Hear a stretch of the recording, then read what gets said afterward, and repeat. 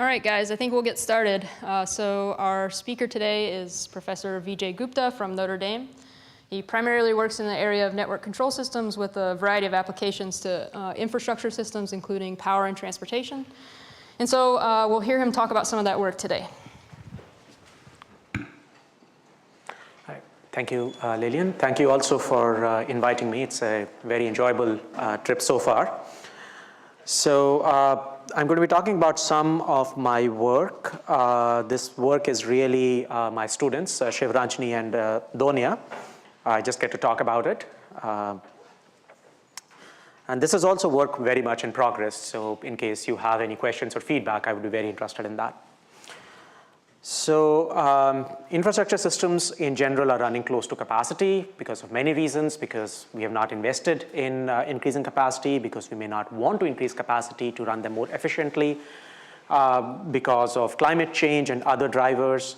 So these are just some statistics from American Society of Civil Engineers on energy infrastructure, power infrastructure, and so on. A recent trend has been making these systems smart.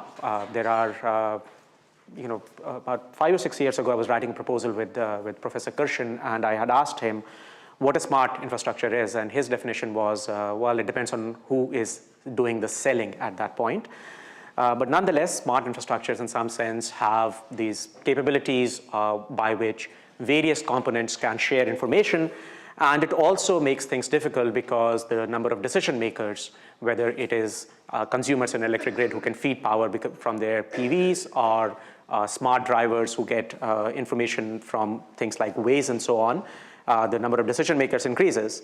And so both these trends raise very interesting questions for decision making. We have a lot more decision makers in the system, and that's very challenging, but that's very nice for people in system design as well. So I'm going to talk about two problems in this domain that we have been working on. The first problem is that of stability and persistence in congested transportation networks, and the second one would be an application from power grid. So let me start with the first one. So transportation networks, as we are all aware, are frequently congested, right? So from the hotel that I'm staying, Google Maps was saying an ordinary time of 10 minutes to come here. It took me 35 minutes because of I-5. In general, that is not just problems with frustration, but it actually has an economic cost. So this Economist survey was counting for 4 economies about 1% of GDP being lost because of congestion.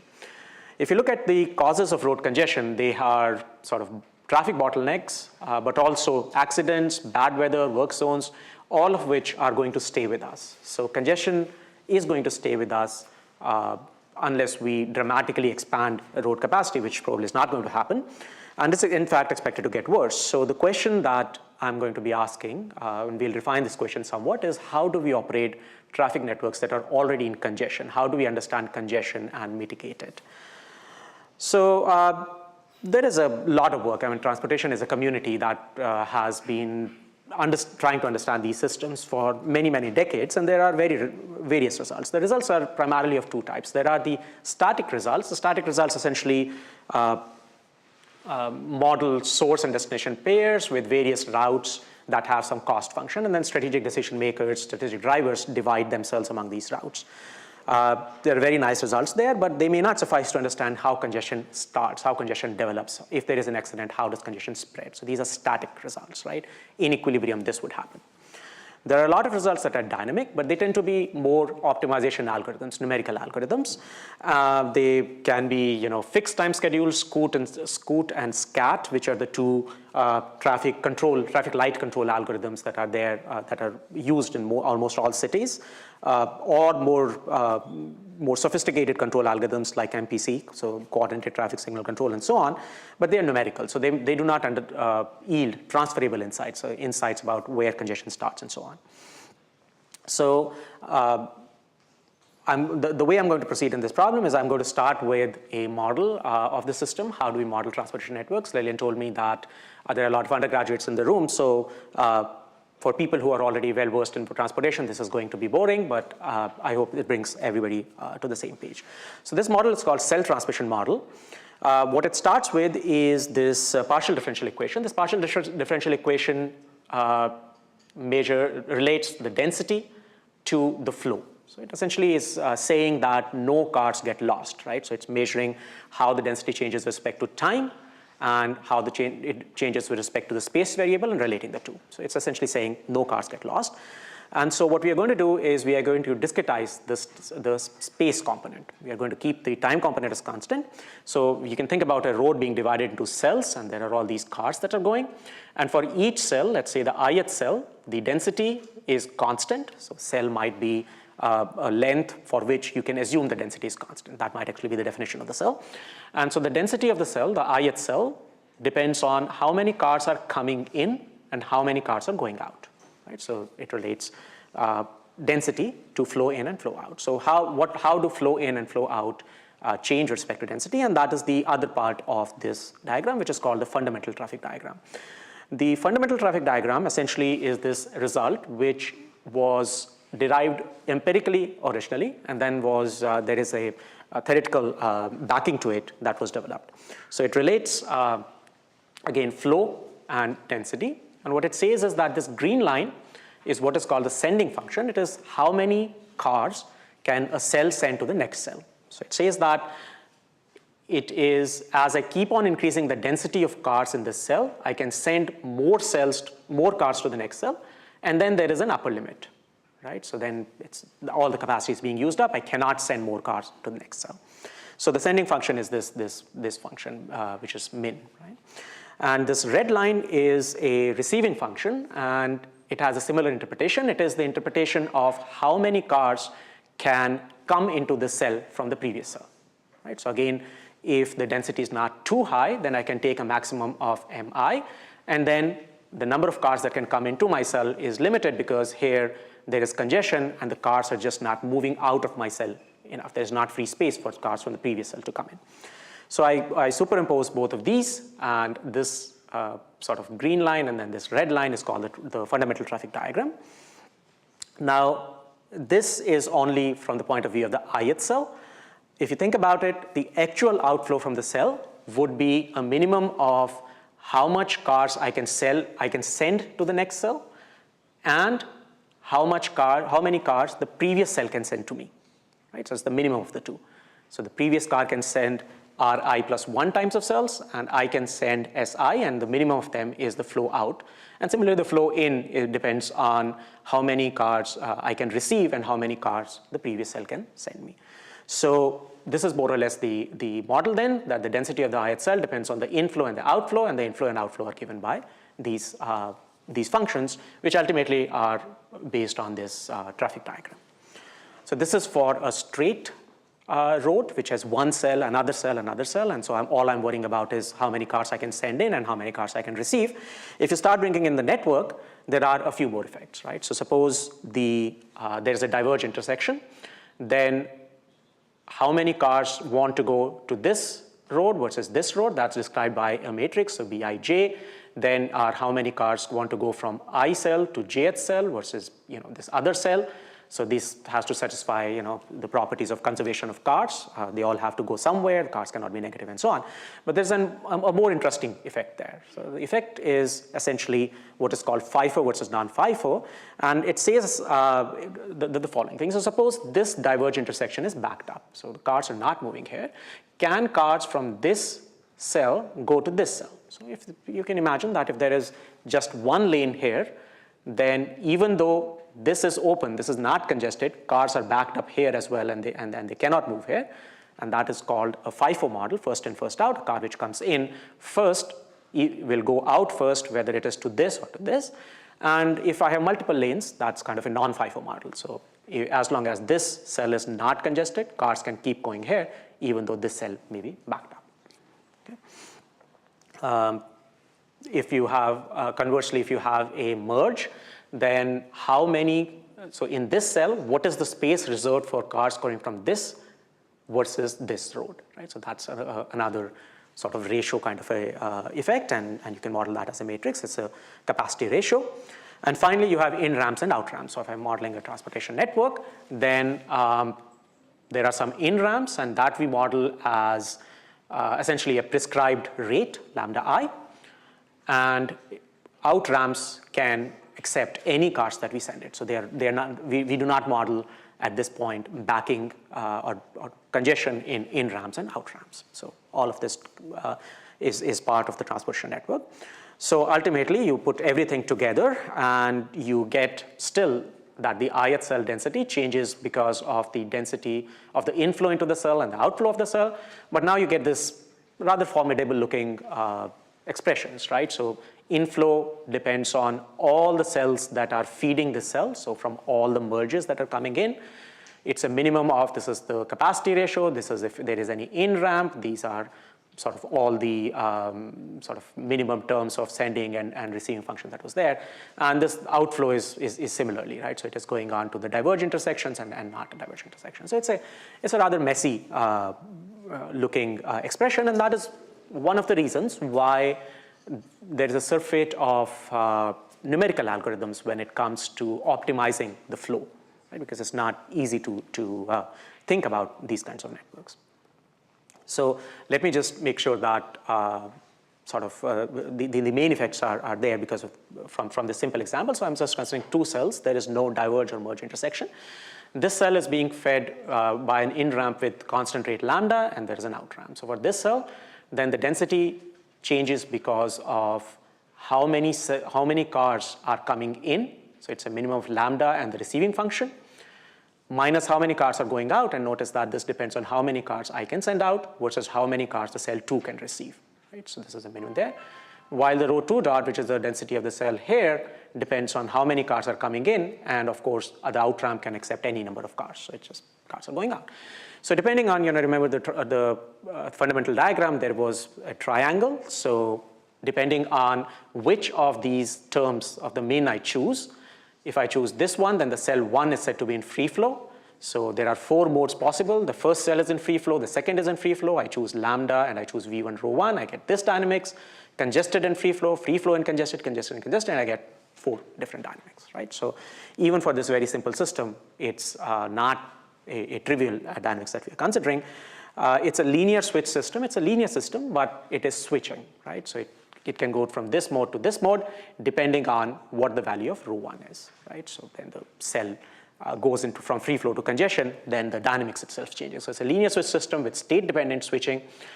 And what I'm going to be talking mostly about are equilibria, right? So there are multiple equilibria possibly depending on particular values of input. So I look at this dynamics, and I ask the question, when is it that rho 1 and rho 2 are constant? Right? And so that is possible if rho 1 is this value and rho 2 is this value, and depending on what the inputs are, these values would be different. And similarly, there is another equilibrium possible when both cells are congested. That is also an equilibrium in which, unless we do something, the cells are going to stay in congestion, and that is given by these kinds of values of densities. Okay, so there are multiple equilibria possible depending on particular values of inputs. Just some technical terms that it's a positive system because the densities are always positive, they are non-negative, but it may not be monotonic in general. It is in general not true that if you start the network with densities that are higher than other values, then all the densities, kind of the trajectories of the system will be bounded. In particular, FIFO is not monotonic. And it's also a compartmental system. You can think about it, the cells as compartments, but there is back propagation, right? So if there is a cell that is congested, then the previous cell may become congested, then the previous cell may become congested, as we all know. It might also be that the cells in front may become congested because this is a very well-known phenomenon that if there is an accident, then there might be congestion in front of the accident because people start driving very fast, they don't see as many cars, and some distance later, because they're all driving very fast, then they have to hit brakes, and then there is congestion after that. So there's some non-local effect that happens because of that. So the questions that we are interested in is to characterize these equilibria. So in particular, are there equilibria in which some cells are congested, right? So we want to understand congestion. So first of all, we start with the question, are there equilibria in which cells are congested? If there are equilibria, that's a bad thing, but it may not be a bad thing if these equilibria are unstable. So minor perturbations will remove congestion on its own. So we want to understand whether they are stable or unstable. If inputs are time varying, are these equilibria persistent? Persistence really means that even if the number of cars that we're feeding in from the in-ramp changes a little, then are these equilibria, do we remain in the neighborhood of the equilibrium, right? So both stable equilibria that are congested or persistent equilibria that are congested are bad news for us, because that says that once the network gets into the congestion, it will not get out of it on its own. We have to do something. The minor perturbations of inputs are not going to matter. And so then we ask the question, how do we design inputs so that system converges to a neighborhood of a desired equilibrium? And the desired equilibrium would be something that perhaps is in free flow, so everybody's moving at the speed that we want. And this is a question that I'm not going to consider in this talk, which is, are there bottleneck cells, the cells that are participating in a whole lot of congested equilibria, and how do we remove them? So what is known about the equilibria? So there's some work over the last decade or so on this problem. There's the work that started from Gomes et al. They focused on a straight highway with one in-ramp and one out-ramp per cell. And they showed that, well, there are multiple equilibria. So congested equilibria do exist. However, if there are some constraints on what is the input that can come in, how many cars we are feeding in, then there is a unique equilibrium that exists. They cannot handle merges and diverges with their methodology. There's a work that started from Coogan and Archak. They use tools from monotone and mixed monotone systems for polytree topologies, so topologies that do not have loops in them. And they show that the free flow has one equilibrium, and that equilibrium is globally asymptotic stable.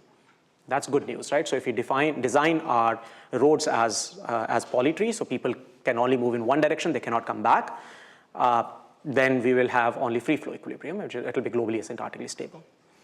And then there's this other work that started from Combe et al. 2013. They also use tools from monotone systems, but they consider more general graphs, and they limit themselves to non-FIFO rules, right? So remember, non-FIFO meant many, many lanes per road. So if I'm blocked on this road, that does not change the fact that I can get to other roads if I want.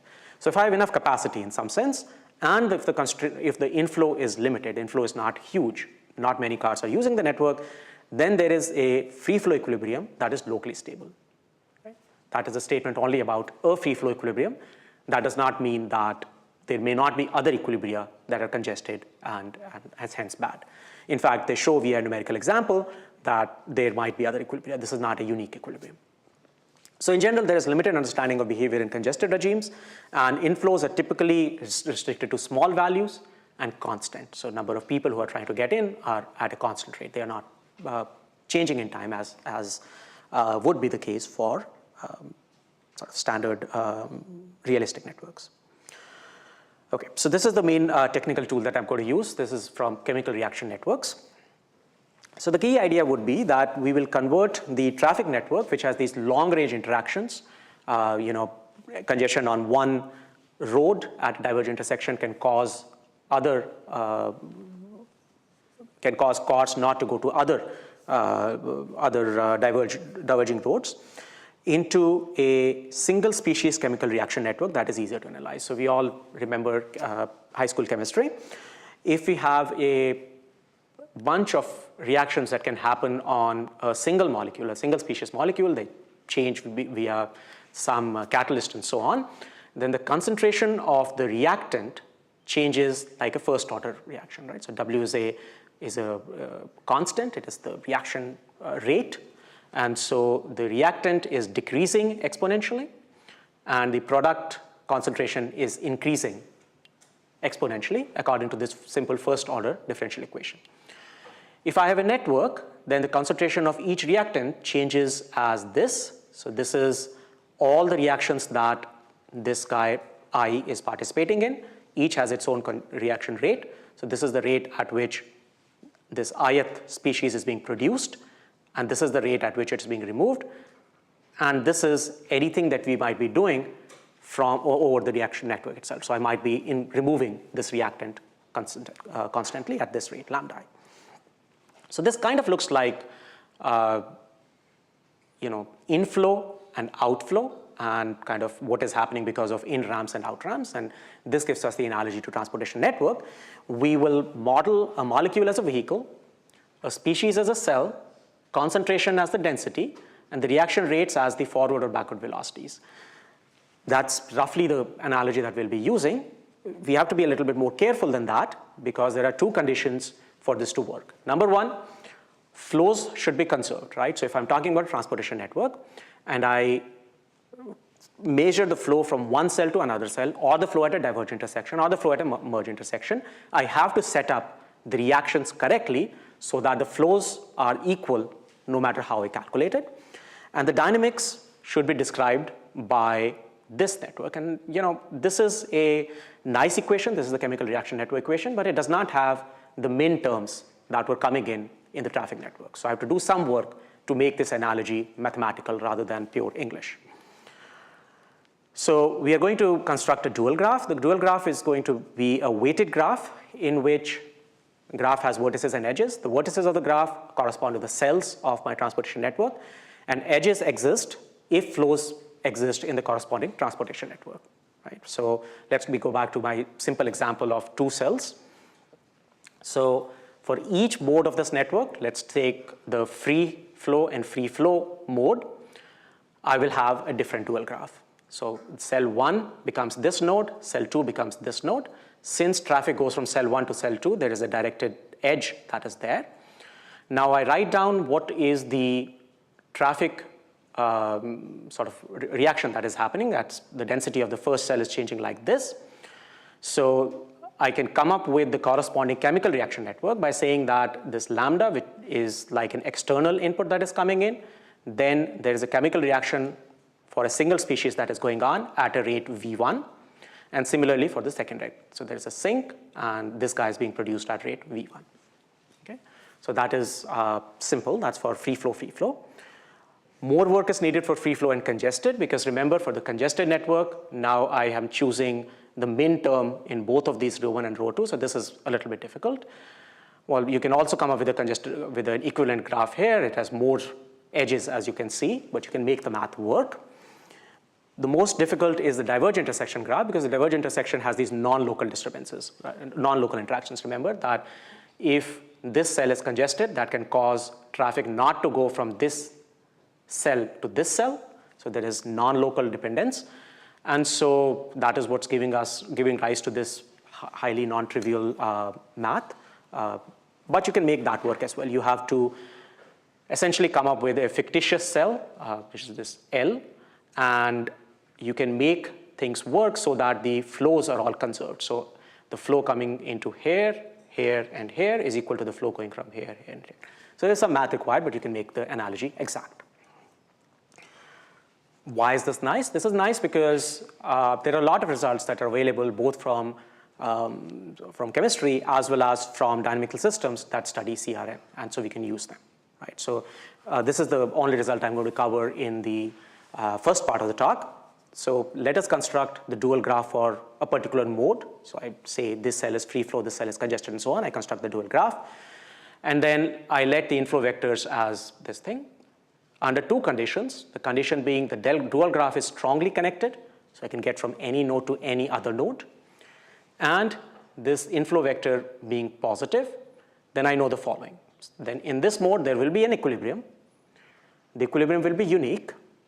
So there is no other equilibrium that exists for the same combination of certain cells being flow and the other cells being congested.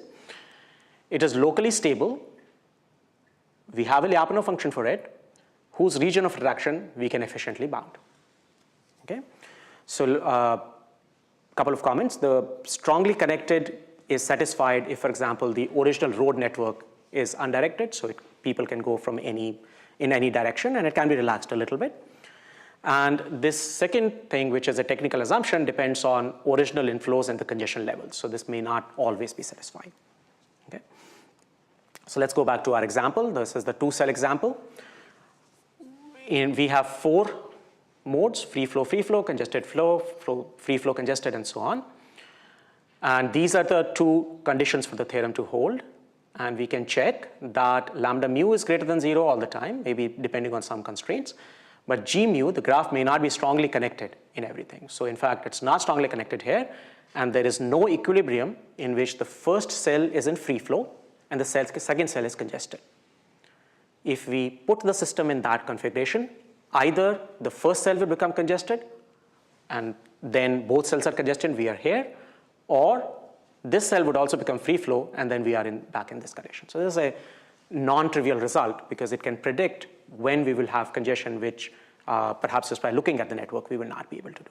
And so we can also figure out the equilibrium, and remember all these equilibria are stable.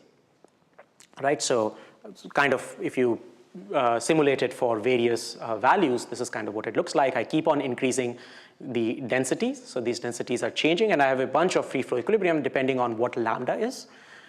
And then in this part, both cells are in free flow, and then the first cell becomes congested, and then both cell becomes congested. So I never go into this regime where the first cell is free flow and the other is congested. So I move, as I keep on increasing the inflow, I go from both cells being in free flow to the first being in congestion to both being in congestion.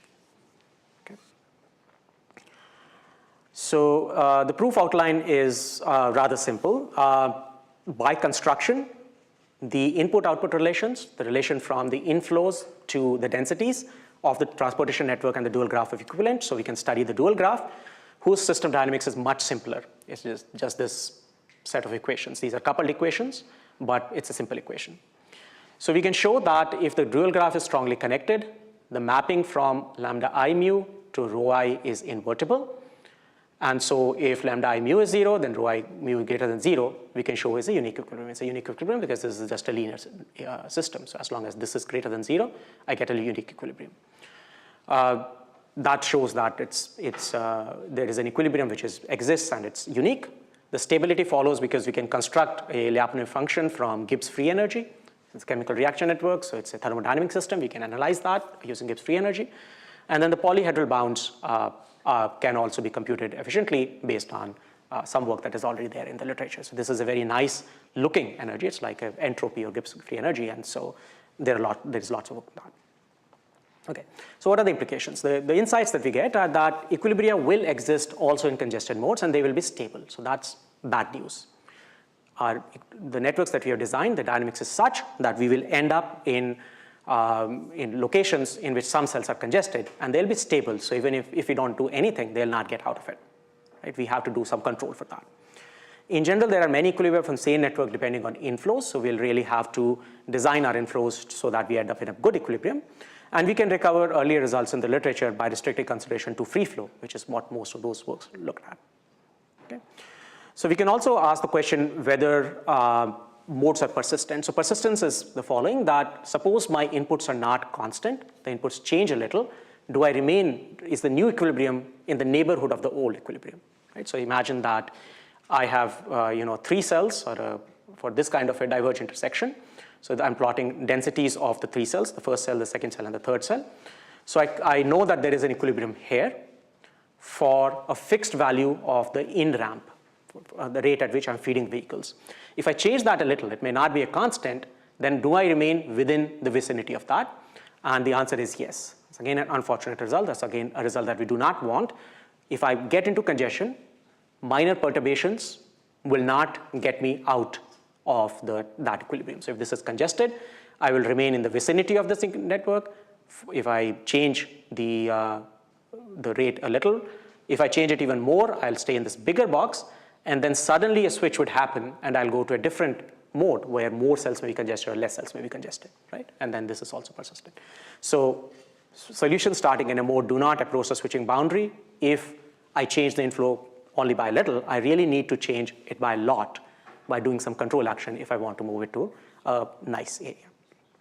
So how do we do that control design? I'm not going to go into detail because of time constraints, and I want to move into the second problem. The actuators in a control network are going to be ramp meters, right? So you can consider other ones. You can suggest to people what the speed limits are and hope that they follow them. You can do traffic light controls and so on, but let's just think about ramp meters, controlling the inflow of the cells, which is not a very common thing in South Bend, but it seems in Seattle almost every ramp has a meter associated with it.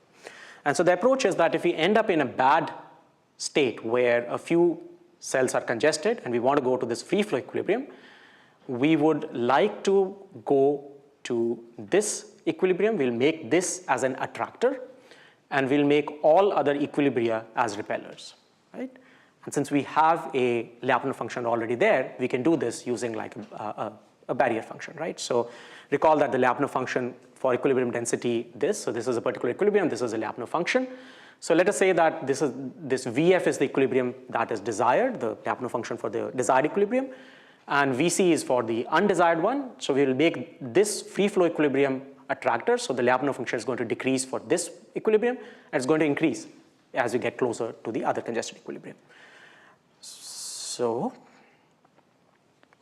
we can, since we know this analytically, we can go forward with doing that. Let me not get into details for that. Ultimately, you can do that if you set ramp controllers, so you control how many cars are getting into the network based on what is the density of the second cell. So you control how many cars are getting into the first cell based on downstream traffic. Okay? And so if you do the simulations with this, you find that suppose you end up here, you will get to a free flow equilibrium rather quickly. What is interesting is that as time goes on, notice that you're not doing it by simply restricting cars to come in. You actually allow more cars to come in and then less, and you kind of settle to a constant. Okay, so it's a non-trivial control. It's not just doing that, and you can put in various cost functions. You want to do this quickly, you want to perturb the traffic the least or not. But now you have an analytical way of doing it. Of course, it is not scalable, terribly scalable, because you need to worry about a lot of boards. But if you have bottleneck nodes, you can do that. So this finishes the first part of my talk about transportation networks. And in the remaining 15 or so minutes, I want to talk about the second problem, that of phantom demand response in the power grid. So in the power grid, essentially, the power grid of today is that we have to meet the supply and the demand at every time step because of power constraint equations. And the power grid, the way it is operated today, is that we essentially treat demand as constant, and we schedule our supply for this power balance to happen. Okay, so we do that through a bunch of markets, day ahead, intraday, real time, and then there are physical controllers that work at very, very short time scales where bidding and so on cannot happen, and they're compensated ex post. The congestion of infrastructure that is happening today shows up in power grid in many ways. One of the ways that it shows up is that demand is increasing so much that we are operating more and more towards the right of this curve. So this curve is the price of what it would cost me to schedule an extra unit of supply to meet the demand. Typically, it has a knee. And so you don't want to operate here where the cost is very high. You are operating very polluting or costly generators. And since the retail price for utilities is capped, this is essentially where they're making a loss. So it's not economically sustainable to operate here. So you want to operate here, but since the demand is going high, especially on hot summer days and so on, you end up operating here more and more. Okay, so that is one way in which the congestion in this network shows up. And so what has been proposed in these cases is that we should not treat demand as a constant. Instead, we should do demand response, in which we should incentivize customers to reduce or shift their demand from their normal consumption pattern by giving them some incentives, whether it's sociological incentives, we tell them to turn off their lights and so on, or whether we pay them to turn off their lights. So naturally, behavioral incentives are good, but they don't scale very well. And so economic incentives in which we pay people to do that is what is needed. So how can we pay people? One way is that we control their loads ourselves. We control their air conditioners or refrigerators and so on. And so there are obvious problems with scalability with this. And also, do I want Big Brother to control my refrigerator directly? There are price-based, in which everybody pays a higher price as the load on the system increases. And this is a problem with things like social justice, right? So if I have a big mansion and I put a large load on the system, I'm driving up the price for everybody, even for people who are not putting a load on. So that's not fair in some sense. So there is one in which there is an incentive-based, and that is what we are going to concentrate on, in which we incentivize people who have a high load to turn off their load, turn off their ACs, turn off their refrigerators when the system is stressed. Okay? So the question we are going to consider is, how do I pay people? How do I design this contract? Okay? So what is phantom demand response? So one thing is kind of obvious. You cannot pay people just for participating in the program, right? Because people like me, if you're paying me for participating in the program, are not going to do anything. I get money anyway, right? So why do I need to turn off my AC when it's hot in summer? Right? So you cannot pay people just for participating. You have to pay people if they do something for you. So you can imagine paying people constant amount of money. If I take an action, right? Then I will not take an action. I'll turn off a lamp and I'll still want money. Right? So you have to pay me at least proportional to how much load I reduce. Right? That seems fairly obvious. You have to pay people in proportion to how much effort they are putting in, how much load they are reducing. So in fact, this was what was proposed under this rule of FERC, the order number 745, demand response compensation. This was in wholesale energy markets, but the same idea can be done at the distribution level as well, in which when a demand response event happens, you measure how much people are reducing the demand, and proportional to that, you pay them. And so if I reduce 1 unit, I get $1. If I reduce 10 units, I get $10. If I want to make more money, I will reduce the load more. I'll reduce the load maximally compared to my discomfort. Well, that's the basic idea. So what's the issue? The issue is that this is what we expect. This was the load that I had. At 3 o'clock, the call went out, please reduce your demand. And I reduce it by some level R that I get paid in proportion of. What might happen is that I'm smart. I say, well, it's very hot today, so I know that there is very high likelihood that there's going to be a demand response. So at 3:45, I turn on all my ACs, even though I don't need them, so that when the call comes, I can shut them off. I can report this very large load reduction and can get paid for very high amount of money. In fact, I can just shut whatever I turn on here and still get money, even though I have not reduced load on the system at all.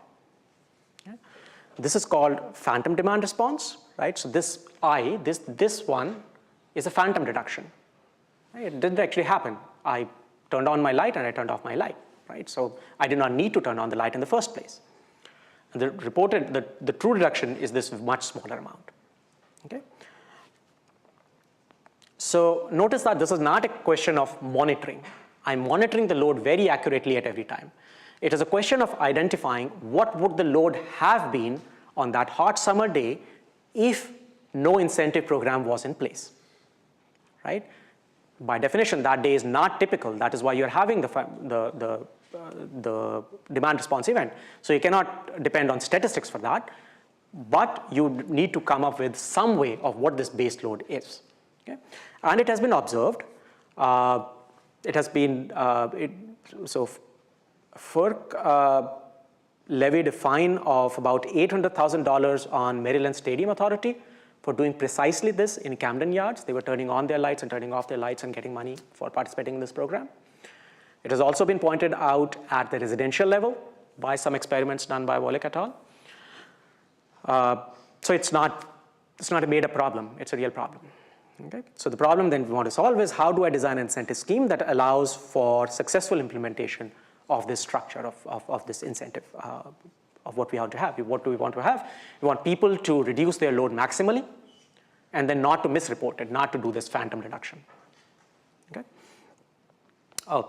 By the way, also for the FERC Order 745, there was this report from California ISO, and they pointed out precisely this problem. So they said that there will be incentives provided for phantom demand response through inflated baselines, right? So payments for fictitious reductions in demand that did not exist in the first place. That's where I got the terminology from.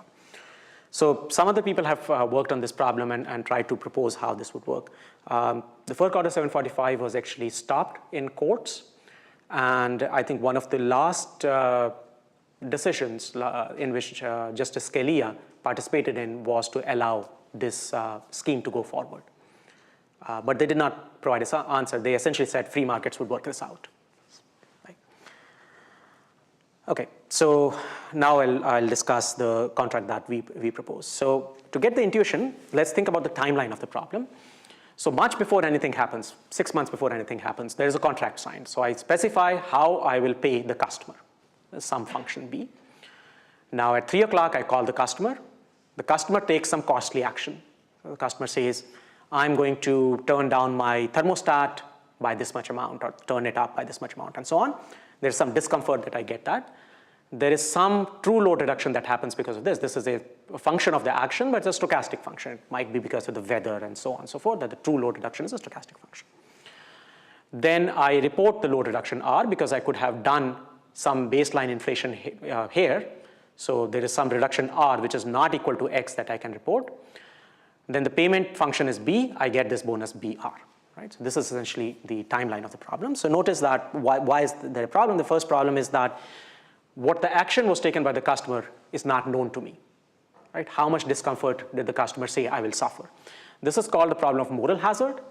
And what I need to do is to solve this, I need to close this loop. I need to design a control loop so that this is closed.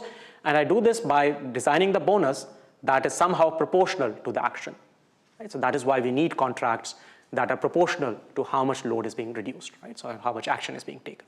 That's also a moral hazard problem. The other problem that is there is that the true load reduction is not observed by the company. That is also known only to the customer because the customer could have inflated the baseline.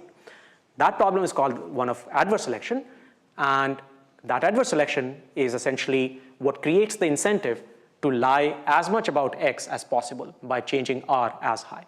And in fact, because I'm paying people proportional to R, the incentive to solve moral hazard makes the incentive to lie much, much more, right? So what do we need to do? We essentially need to close this loop as well. We need to close for adverse selection.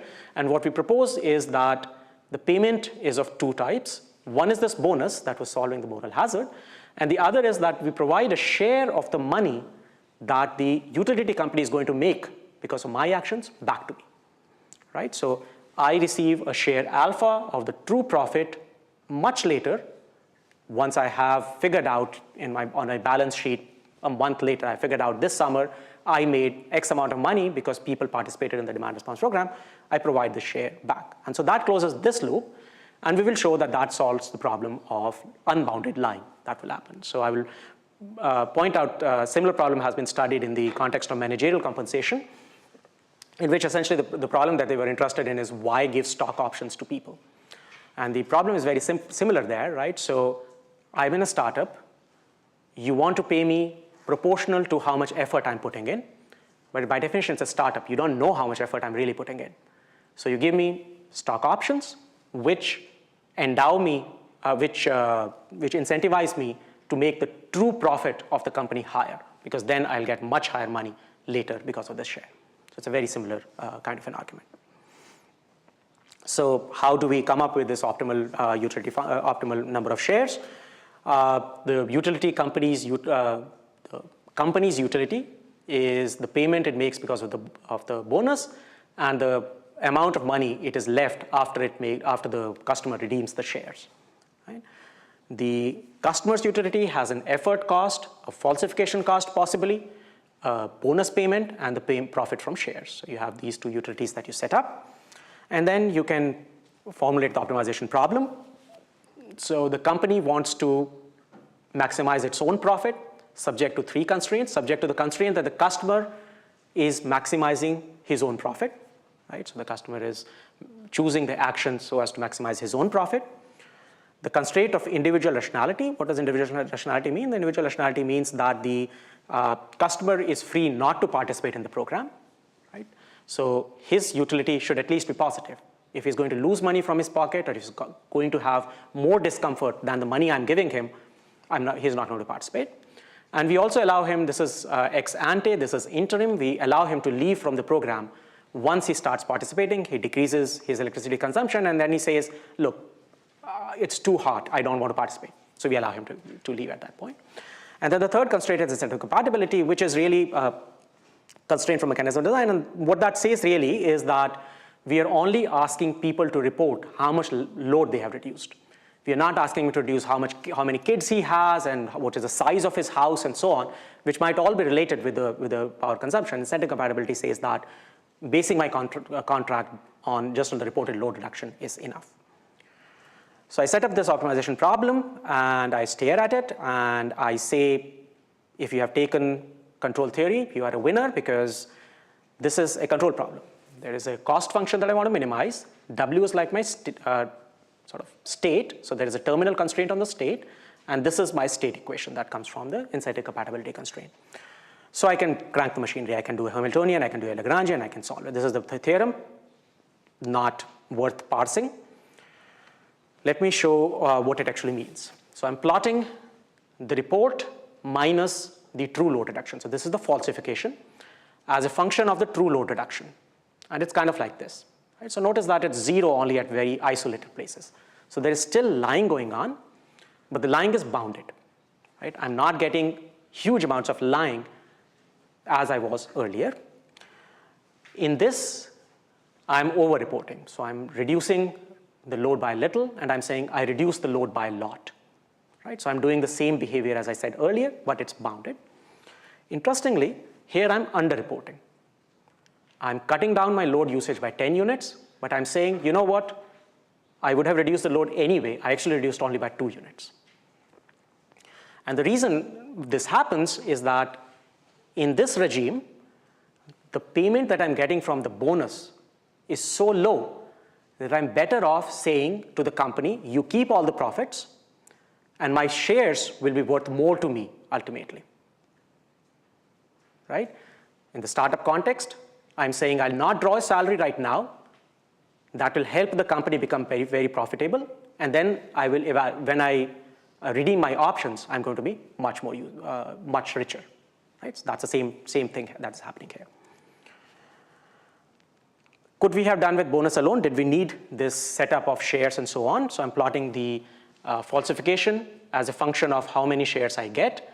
And as I keep on increasing the number of shares, the curve keeps going down, which is interesting because I can show that the company's utility is optimized if the area under this curve is 0, and clearly the area under this curve is 0 only for the number of shares that are strictly greater than 0. So there is no way of doing this without endowing the customer with a share of the company's profit. I'm running out of time, so let me not worry about first west contract and so on. What if the company does not have a true signal of the profit it made because of a particular customer? So we can talk about the same setup, except that the profit is being estimated. So there is a noisy version, and so whatever the estimated profit y is, the company retains 1 minus alpha y, and the customer gets alpha y. So that is the only change that I have from the previous slide. So this is like control with measurement noise. So suppose you assume Gaussian noise for simplicity. You can do other noises as well. So noise is a Gaussian random variable that is independent of the true load realization. What you get is that the optimal falsification pattern shifts. So if the green one was without noise, the red one is with noise. And what you get is that the optimal contract induces the customer to do less underreporting. So remember, the underreporting was happening in this regime. Now I do less underreporting. I underreport for a lesser range of load reductions in the presence of estimation error. I can show that. You can also do multiple customers. That's a distributed control problem, and you can identify, you can say that the sum total of the bonus the customers get is going to be limited. And then the customers compete against each other, and we look at other things like Conard-Nash equilibrium. Okay, to summarize, we talked about 2 problems that are motivated by infrastructures getting under stress. The first one was about transportation networks. So I was talking about congestion in transportation networks, and I said it's important to characterize and control behavior. The chief technical tool we used was that of a chemical reaction network, and we showed that using this analogy, we can have results on existence of equilibria and barrier function-based control approach that is analytical for a significant variety of problems. Kind of the more general message is that this close relation can be extend it to other problems such as model reduction or path estimation, how many people are going from point A to point B, can you figure that out by looking at the traffic patterns and so on. The other problem that we looked at was this phantom demand response and how do I design a contract to implement this through strategic customers. The framework is more general. There's the startup example that I gave. You can also think about a problem on which Dr. Ratliff has worked a little bit about what if you have multiple sensors and they can providing measurements to you in a crowdsourcing thing. I tell you to go and take pollution measurements. So I need to pay you to do that. I need to pay you proportional to the effort, but you can always lie about the effort to me. You can always say, I went and measured things every hour while really you did not, right? So the same framework can be used. And in general, we need to consider strategic introductions in smart infrastructure. Thank you for your attention, and I'll be happy to take any questions.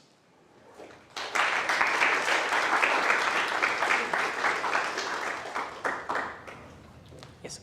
So for the first part of your talk, you were talking about reducing traffic congestion. And I was wondering if the application for that was mainly creating infrastructure that reduces traffic on its own. So like metering ramps strategically, is that kind of the idea for how that would be used, or? So if I understand your question correctly, you were asking in the part on congestion transportation network, is it possible to create automatic controls that measure traffic and then control the inputs and flows so that we operate in good regimes, right? So yes, that is the motivation. Although in this talk, I mostly talked about understanding the equilibria and how do we get into this equilibria, but the control technique that I talked about was essentially ramp meters that measure traffic on certain cells and then change their sort of the ramp usage. And so analytically, we can show that you are actually going into nicer things. Now, we did not consider strategic drivers, right? Strategic drivers. So drivers that say that, that change their routes, right? So all the parameters about where people want to go from point A to B was fixed, right? So that is the part that we did not have. And so one of the future things would be to understand how do strategic drivers come into this picture. Are there any other questions? All right, we'll thank the speaker one more time then.